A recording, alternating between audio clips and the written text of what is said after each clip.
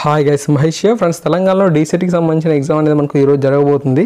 So దీనికి సంబంధించిన అన్ని ఏర్పాట్లు కూడా పూర్తి చేశారు. రాష్ట్ర వ్యాప్తంగా 25,000 మంది అభ్యర్థులు అయితే ఈ యొక్క ఎగ్జామ్ రాయడానికి దరఖాస్తు అనేది చేయడం జరిగింది.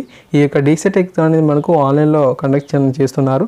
సో బుధవారం మనకి ఏంటంటే 2 విడతల్లో ఈ డీసెట్ ఎగ్జామ్ అనేది జరగబోతుంది.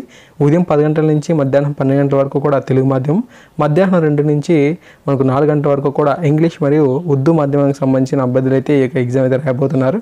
ఓకే, సో ఈ విధంగా మనకు డీసెట్కి సంబంధించి అప్డేట్ అయితే ఉంది. సో మనకు ఈ యొక్క డిఈఐడికి సంబంధించి డిపిఎస్సికి సంబంధించి కోర్సుల ప్రవేశాలకు సంబంధించి ఈ యొక్క ఎగ్జామ్ అయితే జరుగుతుంది.